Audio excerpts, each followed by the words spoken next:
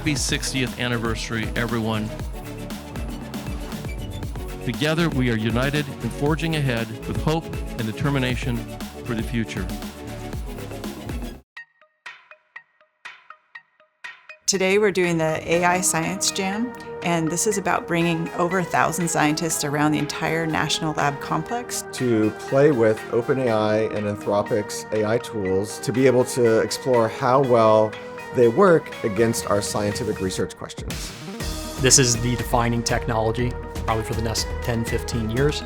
The Center for AI plays a really crucial component in orchestrating and organizing all of us at PNNL that are working in the artificial intelligence space. Scientists at Pacific Northwest National Laboratory have developed an AI-powered method. We use cloud computing from Microsoft to start developing an AI-enabled model that helps speed up the analysis of debris after a nuclear detonation.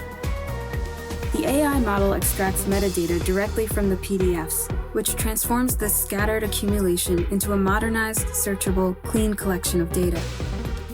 This event, AI for Good, it's sponsored by Pacific Northwest National Laboratory. I think there's going to be a scientific revolution in terms of the efficiency with which we conduct science. And so the more and more we use these models, the more staff are going to be comfortable with them, the smarter the models get. It's really a win-win all the way around. I'm outside of Discovery Hall at the Pacific Northwest National Laboratory, learning about the future of drug testing and a device that took over a decade to develop. Vapor ID can detect minute amounts of molecules wafting off fentanyl.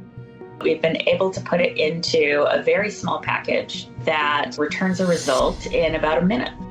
Miniaturized and mobilized, it can be integrated with drive-through portals, pedestrian checkpoints, and cargo and baggage holding areas. Stellar is the control environment lab resource. We build representative critical infrastructure environments for the different sectors. PNNL has been a great partner, bringing expertise from different parts of the lab to provide these test environments. The amount of compute has grown tremendously.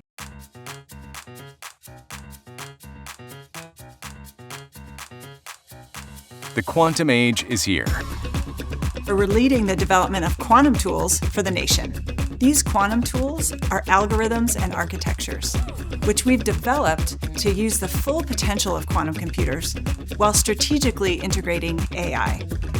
Now is a great time to be a physicist.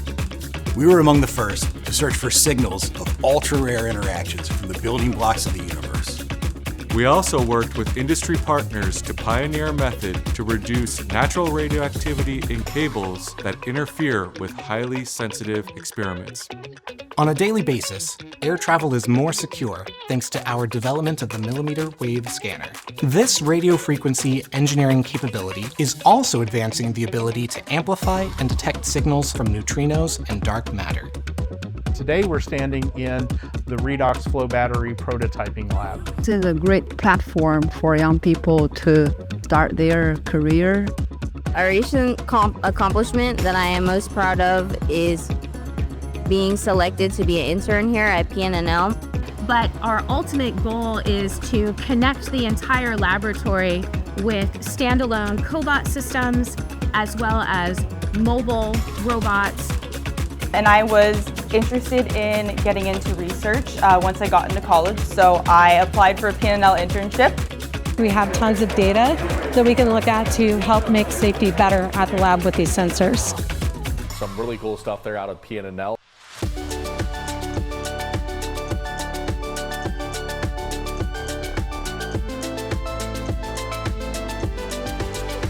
What you're looking at is a very small lump of lithium oxide.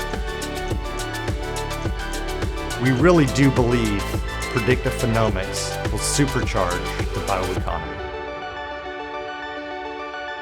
Vitrification is the conversion of nuclear waste to glass.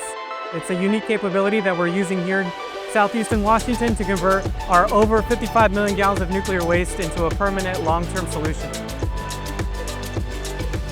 So we process various different types of algae. We're excited to showcase a new product we have here that's brought hybrid metal printing technology into PNNL. We are here today in Richland to do some work on a Habitat for Humanity house build. I think over the last 60 years, P&L has built their legacy on innovation and integrity, and that includes investing in people and places within the community. You know, we're doing what matters most, being a good neighbor. When people ask what makes P&L so special, I do not hesitate answering: the people. Serving as your director for the past decade has been a tremendous honor and the highlight of my career. I'm happy that my successor will be Deb Gracio, whom I've known for more than 20 years and who has been part of P&L for 35 years. Her experience, relationships, and vision for the future will serve the laboratory well. We are here to transform the world in the way they think about science and the way we think about how we innovate. We have to embrace all of the things that are changing in the world we live in. And that's what's so amazing about being in a national lab, right? We have the opportunity to leverage all of these new technologies. We are honored here to have U.S. Secretary of Energy Chris Wright at P&L today.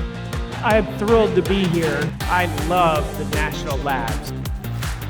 The Genesis mission, in my view, it's not just doing the things we used to do faster. It's going to allow us to do things we didn't even think we could do before. Pacific Northwest National Laboratory, or PNNL, is a key partner in this mission. This is the age of scientific discovery.